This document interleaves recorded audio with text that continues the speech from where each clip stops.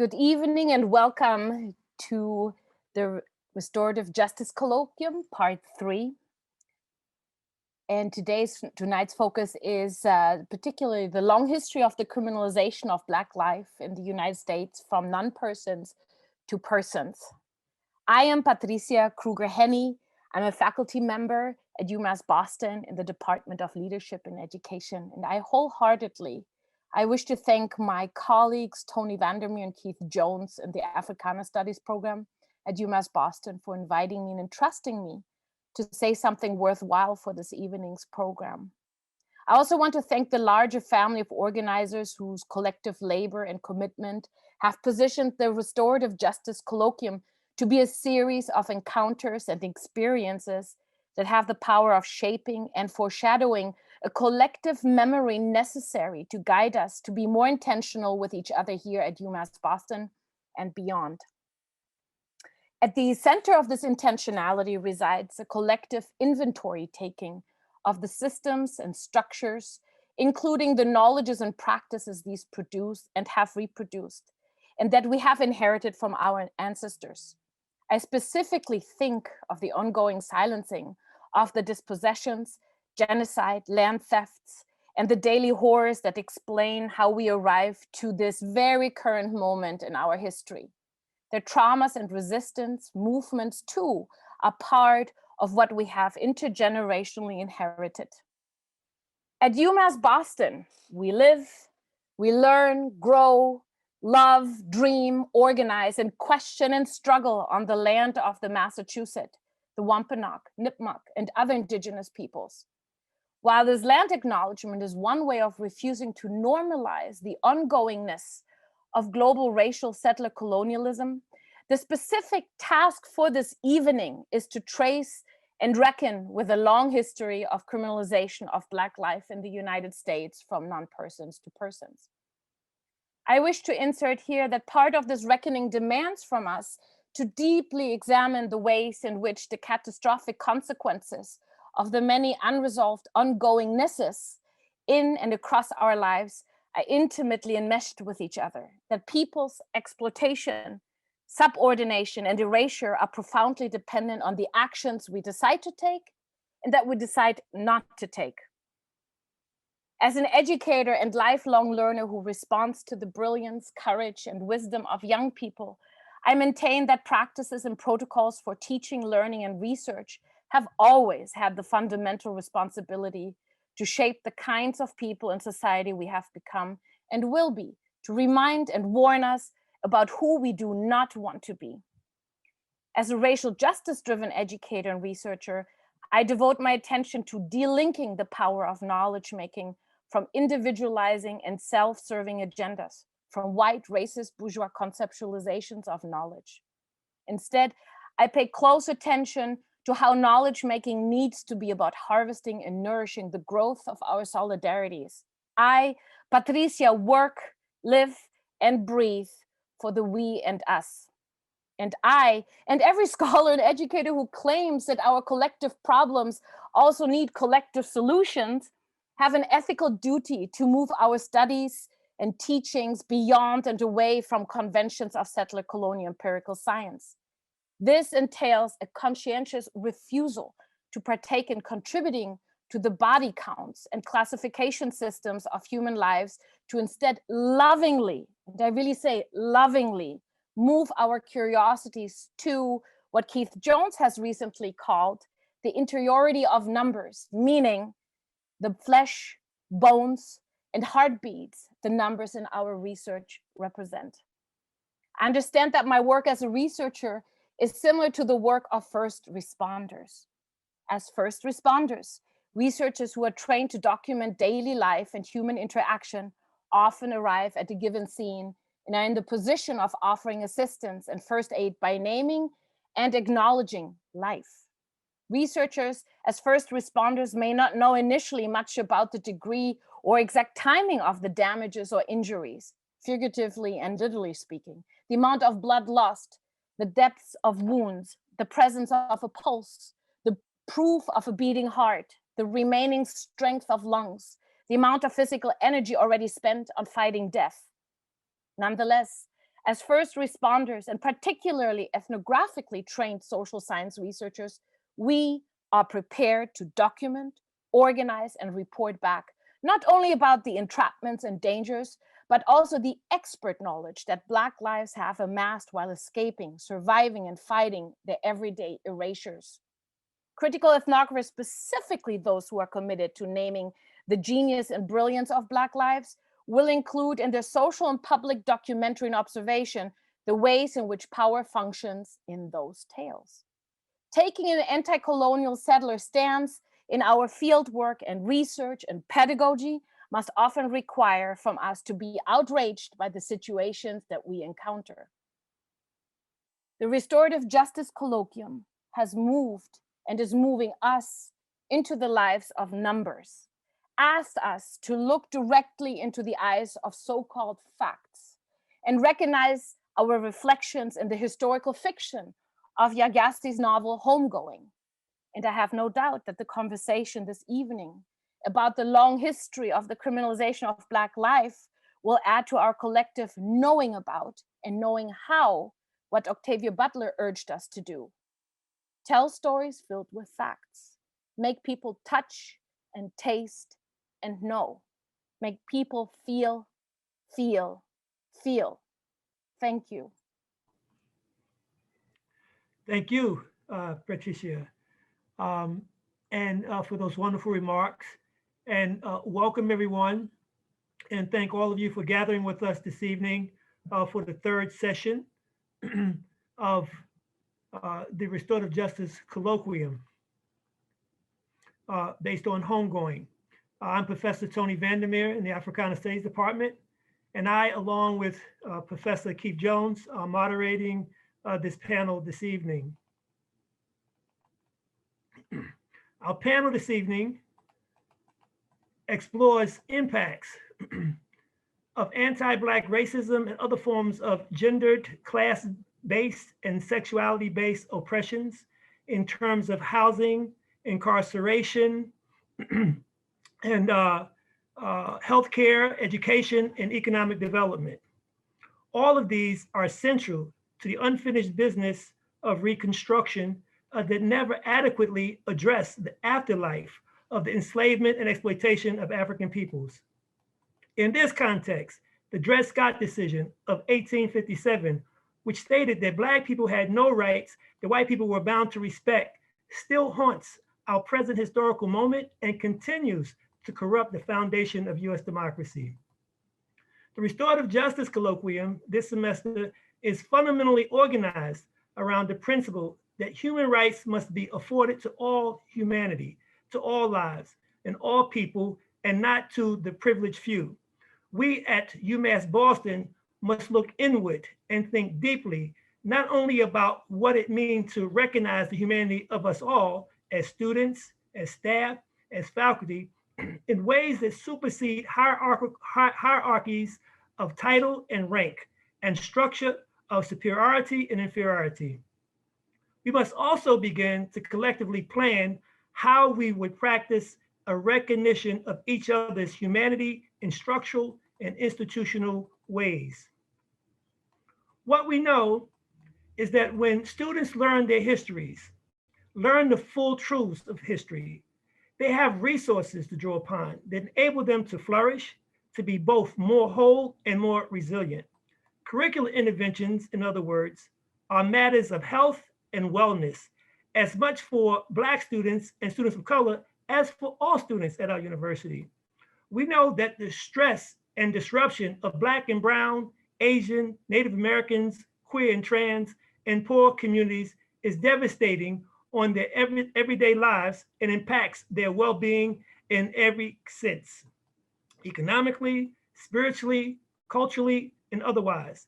These are the structures of domination that must be named before they can be unlearned and must be unlearned before they can be undone. Keith?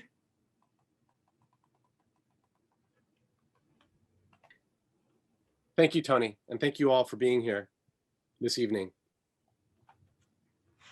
It is for these reasons that we take the campus-wide reading of Yaa Gyasi's novel as so critical to the rethinking and reimagining we have to do on our campus.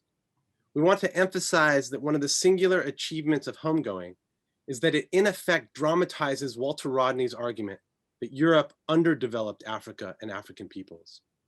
Homegoing dramatizes this truth not only in terms of its long historical sweep, covering nearly 3 centuries, but also in the way it traces in minute instances the consequences of underdevelopment for African descended peoples in the United States. Yaa Gyasi's novel permits us sustained and thus difficult intimacy with the profound and troubling depths of anti-Black racism in the making not only of our nation, but of the global order itself.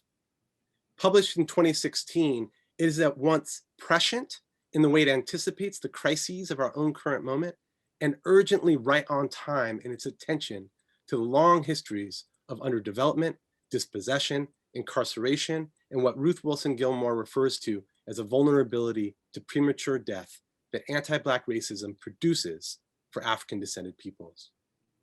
As the novel shows, and as our conversation with Yaa Gyasi reinforced, each one of our lives and each one of our histories carries with it the sometimes unbearable weight of past traumas. These traumas impact the health of our individual lives and the health of our communities, and thereby profoundly jeopardize all the infinite possibilities of our individual and collective liberation.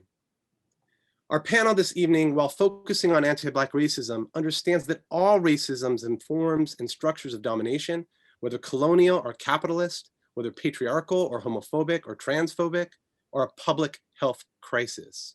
That is, if by public health crisis, we take seriously that full human flourishing must be rooted in cooperative and collective forms of reparative and restorative justice, economic justice, housing security, healthy food systems, free healthcare, caring ecological stewardship, and educational systems that uplift and honor the dignity of all people's humanity and ways of being and knowing.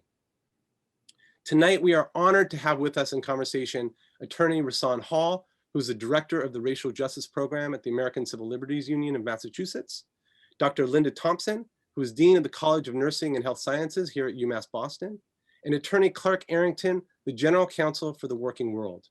Please help me virtually, right? Welcome these distinguished panelists this evening. The format for our discussion will be 2 rounds of questions to which our panelists will respond, followed by a question and answer period with the audience. Please submit your questions to the panelists in the Q&A box, and we will do our very best to get to as many questions as possible. A reminder as well that we have a Zoom breakout room session following this webinar. You will need to click on the link or copy and paste it into your browser that we will post in the chat box at the end of the webinar, maybe 5 minutes before it ends. Thank you for being here this evening. Tony? Thanks, Keith. And so just a quick comment or a announcement that also on March 18th at 6:30, we'll have another webinar. And I know there's going to be spring break for many of the students, but that webinar will be titled Racism, Vaccination, and Medical Skepticism in Black Communities, the Public Health Impact of Women of Color. Will be out the Africana Studies Department special program for Women's History Month. And of course, Dean Linda Thompson will be on that webinar as well. So we're going to move to our questions, and I just want to let the panelists know that if you hear a little ring, that means to wrap it up a little bit because we're trying to keep it within time.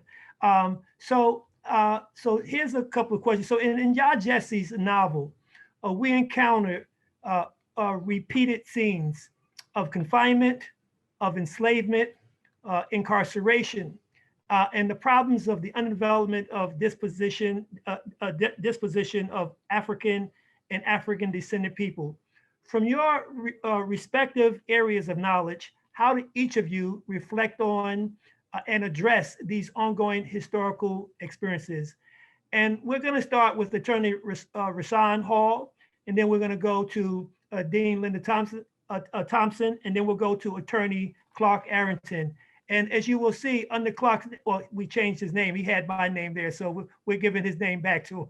So Rashaan, how would you begin to address that? First of all, thank you, Dr. Vandermeer and Dr. Jones. I appreciate the opportunity to be a part of this important and timely discussion. The work that I do as a civil rights attorney and activist is deeply tied to this theme of the persistent and continued subjugation of people of African descent. The problem of mass incarceration and police violence in our nation is one that runs as a part of a seamless or uninterrupted thread that begins with this nation's history in slavery and runs through the Reconstruction period, through Jim Crow, and into the war on poverty, the war on crime, and the war on drugs, and into mass incarceration. And so I can't think about the work that I do now without reflecting on the tragedy of what has happened in this country, but also simultaneously the influence of white supremacy and racial capitalism, and the way that colonialism drove the slave trade, how racial capitalism drove the slave trade, and the dehumanization of Black people. The institution of slavery in and of itself as a driver of economic wealth in this country. But at the end of slavery, with these millions of formerly enslaved Africans being set free, there needing to be some form of social control to continue to regulate, but also to continue to work the land. And we see the rise in the Reconstruction, post-Reconstruction era, the rise of Black codes and the criminalization of Black life. Simultaneously, we see the rise of the Klan and an increase in lynchings as a way of, as domestic terror, as a way of social control. And those themes reverberate throughout history, whether it's, storming the Capitol in Wilmington, Delaware, or storming the Capitol in Washington, D.C., whether it's destroying Tulsa.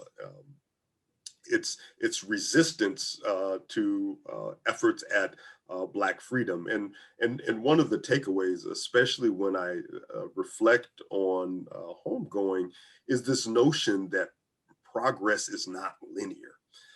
Because when you think about all of the moments in our history in this nation, there are these peaks and valleys, or this pendulum that swings back and forth. We have emancipation and Reconstruction, but the pendulum swings back in post-Reconstruction. We have the Civil Rights Movement, but the pendulum swings back shortly thereafter. And so looking at what happened in this book to H, and being a victim of the convict leasing system, and thinking about how that is perpetuated even now, where Black people in particular, but people of color more generally, and people in poor communities are over-criminalized, and not so much that there is this profit motive from private prisons, but the form of social control continues throughout this day.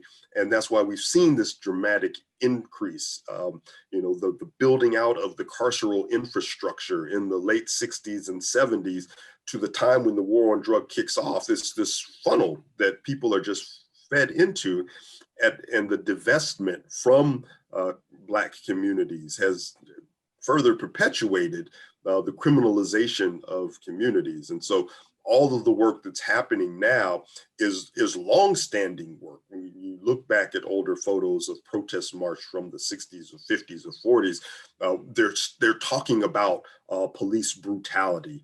They're talking about extrajudicial killings. The work of Ida B. Wells chronicling lynchings in the South was also talking about extrajudicial killings. So the work hasn't changed. I certainly see myself in the long lineage of people who have come before me doing this work, but the progress is not linear. And so for all of the achievements that we've made, there's this regression that's going to continue to happen. And so that's why we need to continue to fight. Thank you, Rashaan. Dr. Dean Linda Thompson. Thank you, Dr. Vandermeer and Jones. Both of you have done such a wonderful job putting together this whole conversation around the book Homegoing by Jassy. I know when I was reading the book in that section about Kojo, and that was right when the Fugitive Slave Bill was passed, and they could round up people and send them back south. And you see with Kojo, his wife, who was pregnant at the time with their 8th baby, was captured by someone who was policing Baltimore, and she wound up in Alabama. And the stress that Kojo felt after his wife left, and his distress that he felt, that he became alienated from his children. He moved to New York and was not coping very well with that death.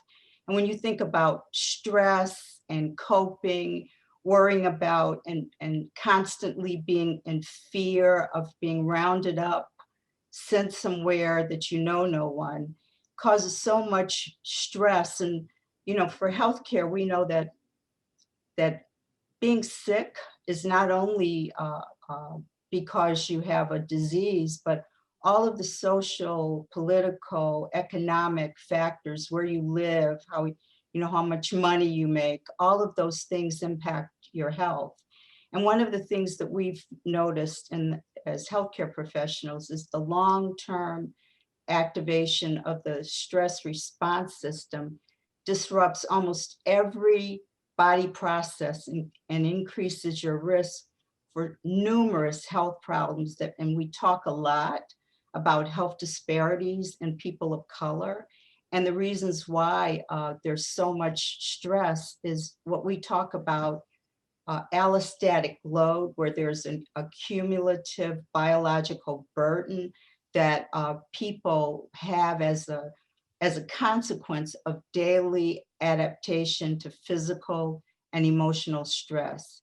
It is considered to be a risk factor for so many of the diseases that we see in excess in people of color: cardiovascular disease, diabetes, depression, cognitive impairment, and inflammation of the autoimmune system.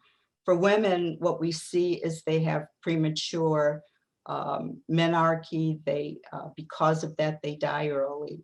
So I think the takeaway that I have is we need to figure out a way that we minimize some of these burdens that people feel from the excess from the excess that they have from being overly policed and overly communities where people are constantly there looking at you. And then with H, he is leased out to work in a coal mine where he's going down under the ground and was constantly breathing air that had particles in it. And so you heard them talking about his spitting up black mucus. And what we know is people who work in mines with that type of exposure, they have a higher prevalence of things like cancer of the lung. They have a higher prevalence of things like emphysema, and they die prematurely from that. And they could also die from injuries from working in those environments. And we know when you look at men of color, they were always given the worst jobs where they can get injured and they die from that injury. The other thing that you have are injuries that lead to scars where you can have infections. And one of the things that I want to point to that always concerns me about over-policing health and what we're seeing right now with with many of our young people of color who have a hard time getting into colleges, like colleges of nursing, in any healthcare profession, because they have to have a criminal background check done. And if you over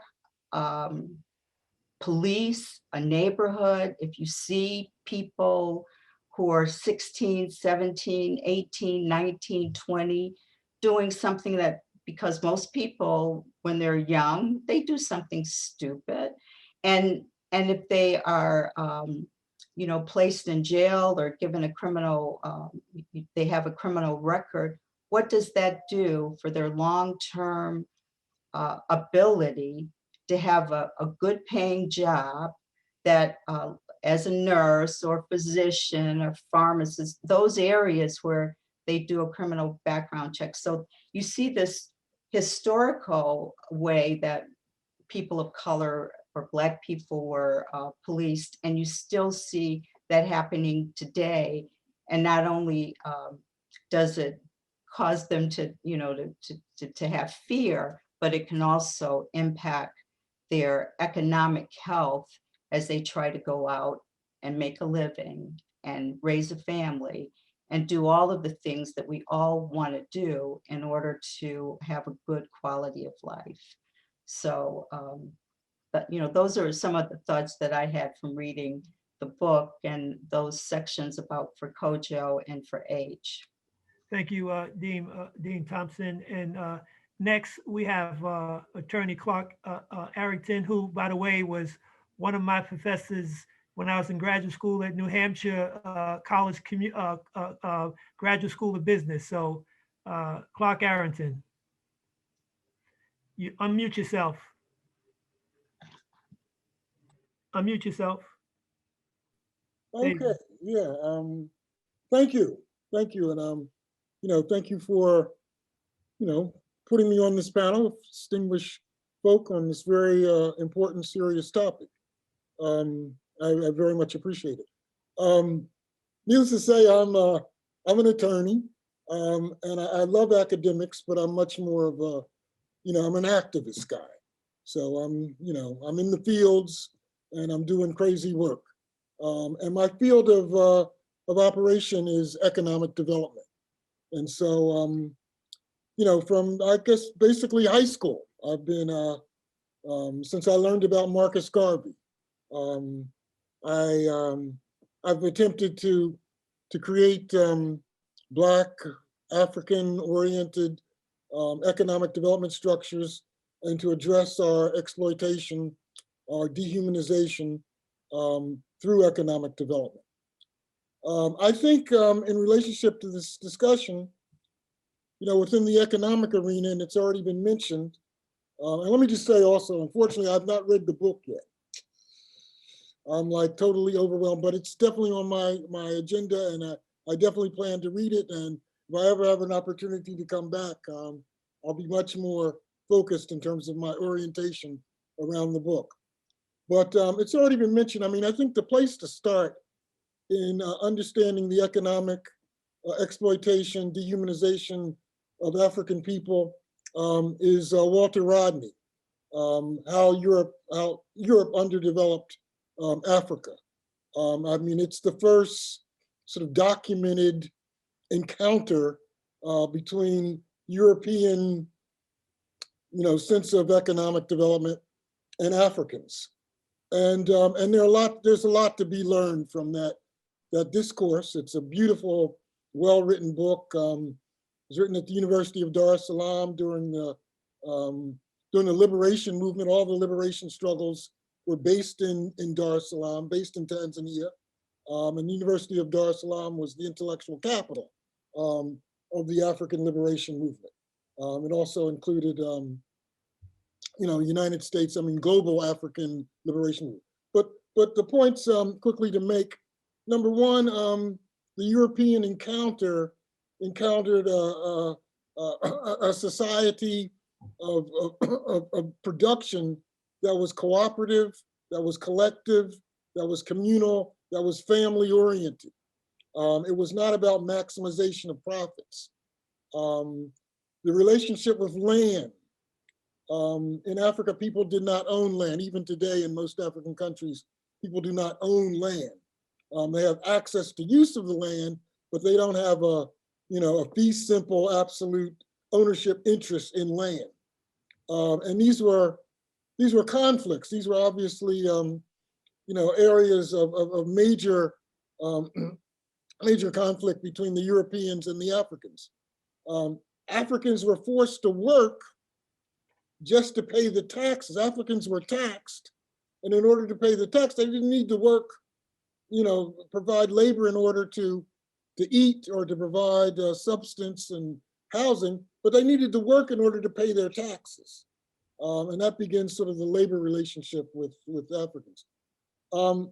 Next, and I need to move quickly through about 500 years of history here, but obviously you have slavery, which is really the epitome, the essence of the evilness of capitalism.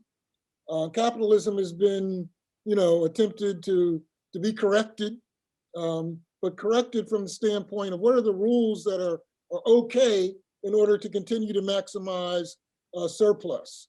But the goal of capitalism is to maximize surplus, and now we're sort of getting to a point where at least we're saying we should be done under certain rules, corrective capitalism. But obviously what we want to really talk about is a whole nother type of system that takes into consideration the earth, takes into consideration people, that has values other than maximization of surplus, maximization of profits. Since our history in the United States, our experience in the United States and in Europe and other parts of the world, our economic activities have been constantly attacked. Another source of information would be, and highly recommended along with Walter Rodney, is Jessica Gordon Nimrod's Collective Courage, which shows that traditionally, instinctively, intrinsically, our mode of operation was collectivism, was cooperation, was sharing, was mutual aid. And that as we succeeded, as we built these institutions during slavery and after slavery, we were attacked physically, violently, and otherwise by Western society. I could go on, but I've run over my time, but definitely check out, which if you haven't already, Walter Rodney and Jessica Gordon Nimrod. And I'll yield in terms of time. I'm well over my time. Thank you. Thank you all. I mean, incredibly generative and incisive discussion, which leads us to wonder if you can each now think about and share with us your vision for moving forward in terms of building a new society, a third reconstruction, if you will. Given your respective experience and practice, what would each of your radical visions be for structural and systemic transformation? And can we begin again with you, Rashaan? Thank you. For me, that radical vision is abolition. Part of the conversations that are happening now that are shifting the window of discourse in this country, specifically as it relates to policing, but also prisons, is the concept of abolition. This notion that we can live in a world and be safe and not required to have armed men patrolling our streets. And I say men because policing is predominantly male, and most of the problems with violent policing is with men. And not have prisons and prosecutors. And what that requires, and it gets to the public health and economic development needs, is meeting people's needs.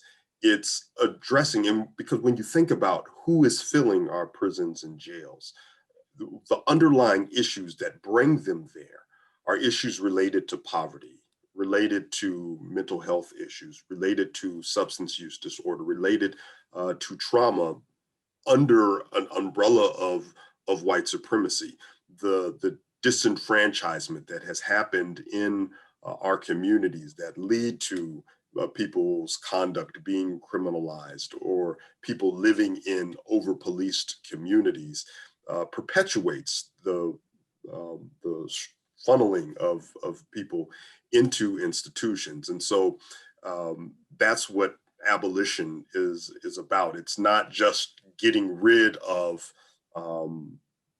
prisons and jails and prosecutors and police, but it's casting the vision for the world that we want to live in. And so the amount of money that we spend, I know here in Massachusetts, we spend on average somewhere around $50,000 a year to incarcerate someone. But the median amount that we spend educating our children in Massachusetts is around $20,000 a year. And not that, every child will, or not that the amount of prisoners is comparable of that to children, but the amount that we spend gets close to that. And if we made greater investments in the quality of education that our children receive, if we addressed the segregated housing that exists in our cities and towns. Boston is one of the most segregated cities in the country. When we begin to address the environmental contaminants, the presence of lead in water and the correlation that has to disruptive behavior that is subsequently criminalized, and the bad health outcomes, kind of the psychic reaction that people have that Dr. Thompson was talking about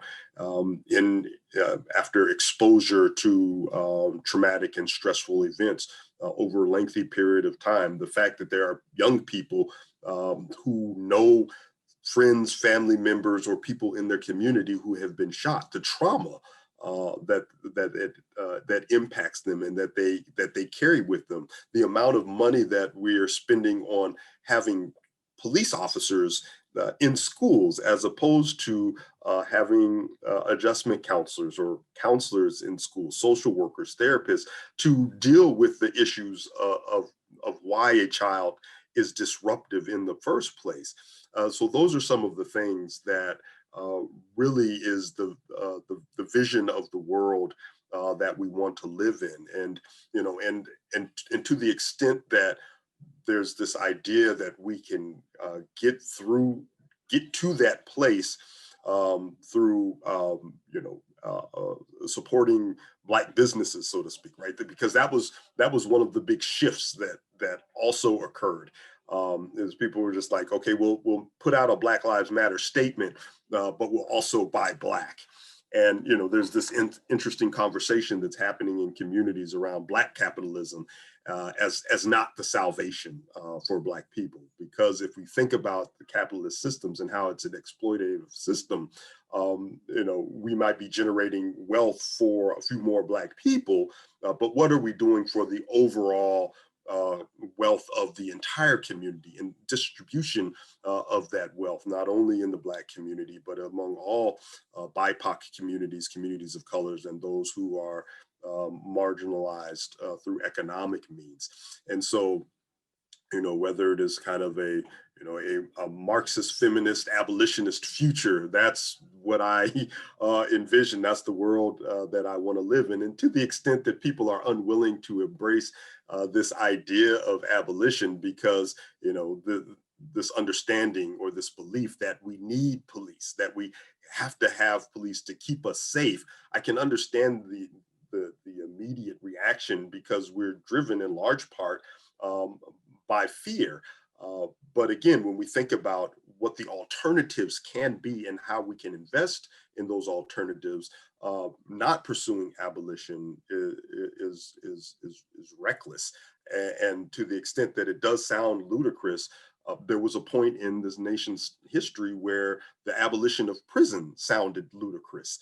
How could we get rid of the cornerstone of this nation's economy? How are we going to control these millions of enslaved Africans and just set them free into the country? And so, but it was a long fought fight. And clearly what we got, again, this notion that progress is not linear, didn't solve it, but it's far better than where we were. And so that's where I see the abolitionist movement today. And that is the vision of the world that we're shooting for.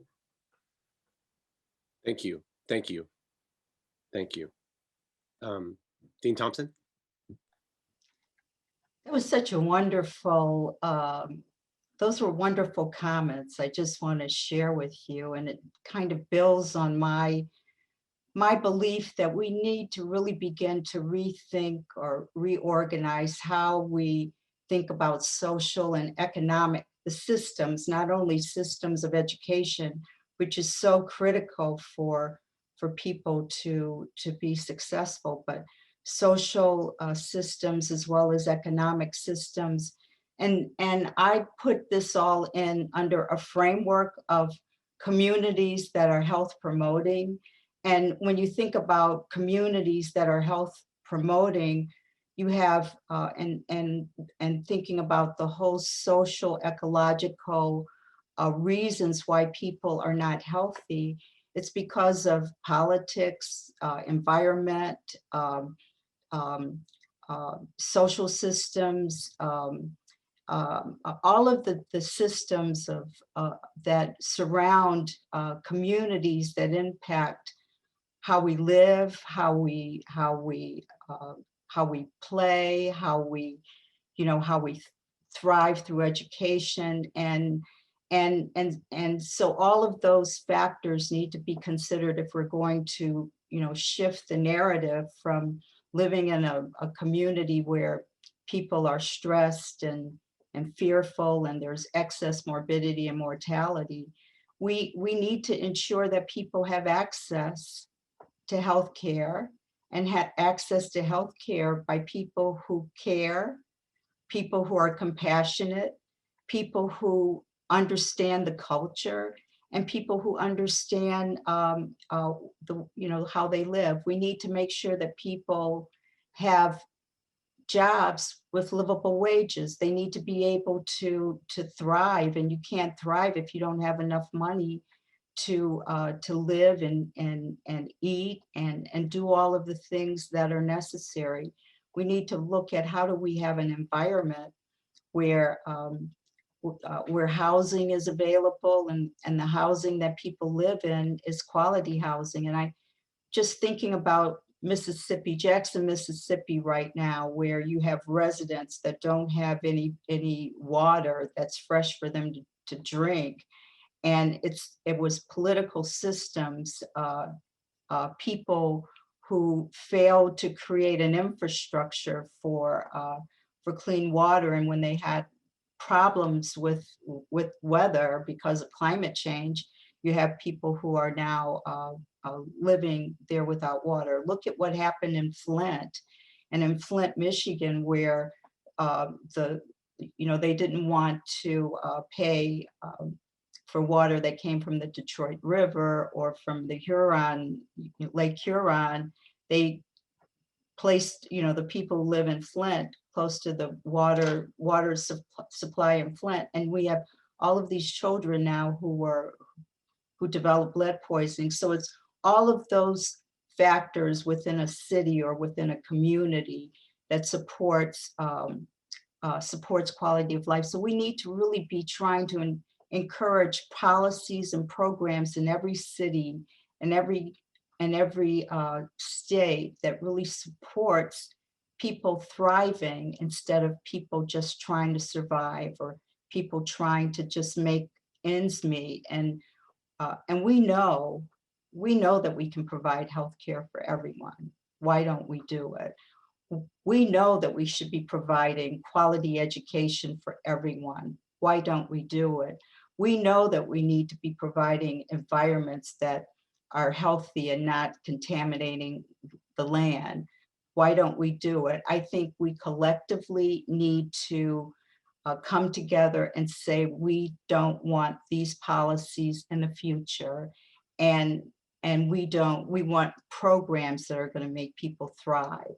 So that, so my idea of this health promoting environment, to not just let people survive, but to let people thrive is how I would see making that transformation. Thanks for asking that question.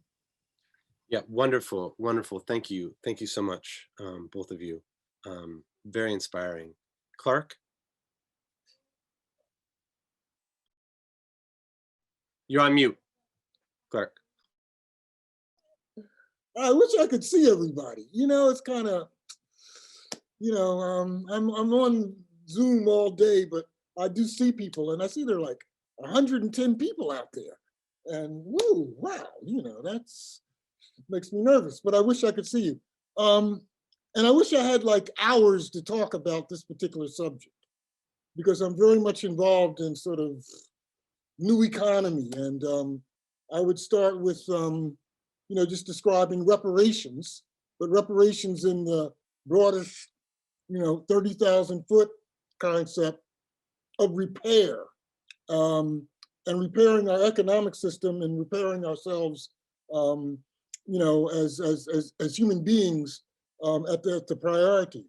As the dean pointed out, I mean, there's a certain stress factor that evolves from racism, from slavery, that we suffer from. It's not measured. Nobody really sort of acknowledges it. They acknowledge it with the Vietnam vets, or they acknowledge it with other groups, but African Americans suffer from stress, from racism, and that needs to be addressed. That's part of the repair.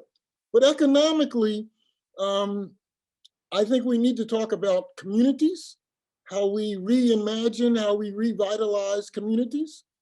And we need to talk about how we revitalize and reimagine the enterprise, the production mechanism in which people, in which they produce. And it's not about correcting capitalism, it's about creating a new paradigm that's based on values, and values that are responsive to all of the stakeholders, not just human beings, but the earth, the animals, our environment, and our environment in a very comprehensive way. And so let me just, one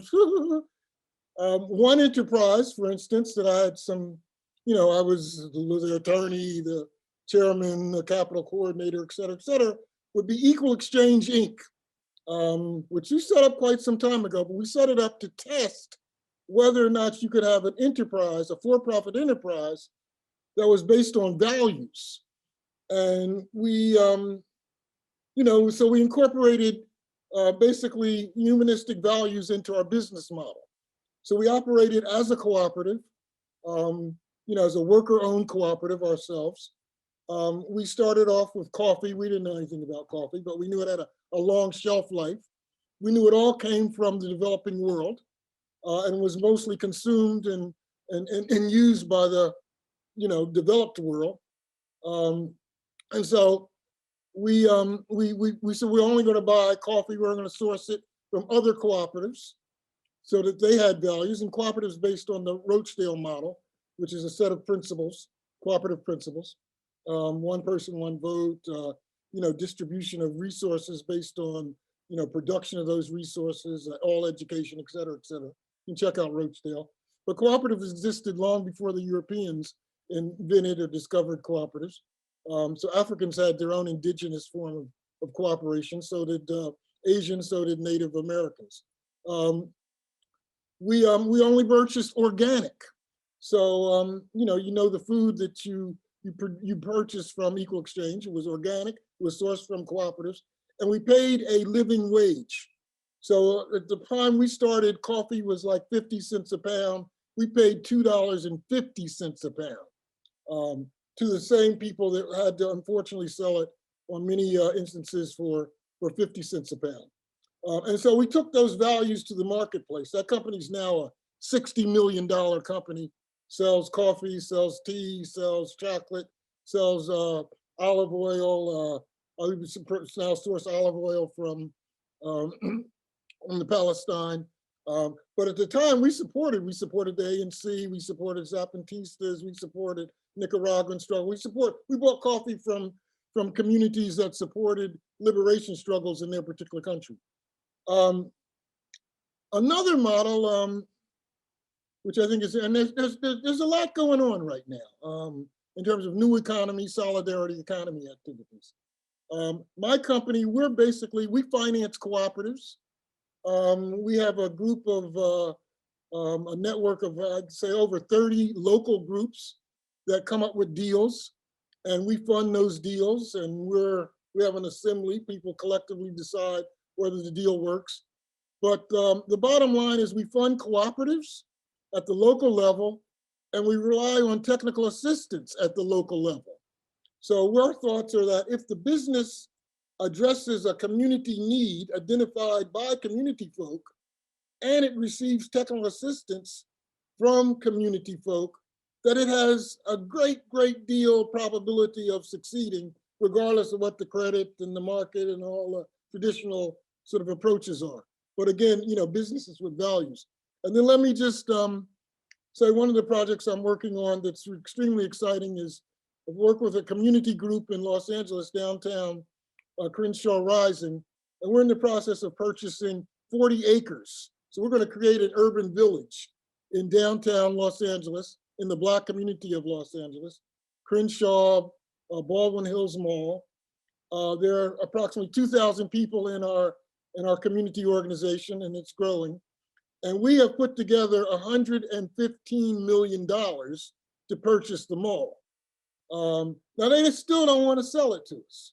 Even though we've got the capital, we are the community. The mall is in our neighborhood. It's been there since 1947. It's a Black neighborhood because of redlining. That's why it's Black. But nevertheless, they don't want to sell that to us. But if we get it, and we're going to get it, we will put in certain covenants in the deed and certainly in the ground leases that require businesses to have certain values. If you're going to function in this particular village, then you do need to have a worker ownership component. You do need to recycle. You do need to use renewable energy sources. You do need to provide organic products. And I think it's going to be an interesting model that will be replicated in many other communities. And I know, again, I'm over time, I talk too much, but thank you. Thank you, Clark. And we are definitely running out of time, and we definitely need more time. And what you are raising, Clark, and I need to really say this because the university is at a point where it has some money through some other entity to deal with development. The Bay. What's that entity again? Bayside development, right? Bayside development. And it would be wonderful for them to do the things that you're talking about. So maybe we need to definitely bring you back and to talk about that more, to look at other ways, progressive ways to deal with development, and not one so that if we're going to become, this is what people were raising last time, the UMass will become, a beacon of development and knowledge, but not a beacon of gentrification. So this is an important point. But there was a comment, and it looked like we're going to have to address some of this when we go into our next session with our students and anybody who want to join us. So if we could quickly go and ask, a quick takeaway from each of you before we do that, that would be helpful. So why don't we start with you quickly, Rashaan, any takeaway that you'd like to offer from this short discussion? I just think that there is a lot of overlap and intersectionality in the various perspectives that we bring, and the connectedness of the struggle of people of the African diaspora. It draws us together even within the differences, within our communities, within our struggles, within our perspectives even. But this narrative that runs, particularly those of us who are descendants of enslavement, or people who were enslaved, there is a collective pain and a collective struggle, but hopefully as we continue to work on this, that there is a collective victory and homegoing. Thompson?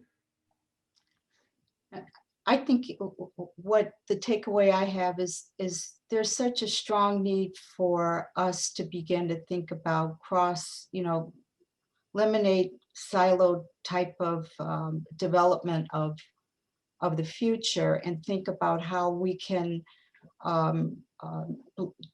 this intersection of knowledge, this intersection of concern, how do we use the issues of the African diaspora to talk about health, welfare, social social issues? And then how do we use the lessons from the culture from Africa to blend the way this cooperative way of working? Why don't we encourage that more instead of capitalism as a strategy for everything that we do? And I just think there's real wonderful opportunity for us to begin to collaborate more on the way we do our research, the way we do our teaching, and the way we really engage with the broader society. Thank you. Attorney Clark Arrington, your last word. Yeah, I second everything that's been said, and we need to do things based on values, and we should not sort of isolate economics by maximization of profits. Everything we do needs to be comprehensive. We need to deal with the intersectionality, and it needs to be based on values moving forward. Thank you. Keith, you want to help us with our transition? Yeah, thank you all. I think this has just been so remarkably powerful in the kind of radical reimagination, right? The kind of imagining that you all have helped us to engage in. My only regret is that we do not have more time. So we are going to have to kind of think about how also, with respect to the imbrication of all of these needs and all of these potential kinds of practices, right? How it is that we can begin to think about planning to put them to work, being animated by the visions and the values, Clark, that you and you all have so brilliantly articulated.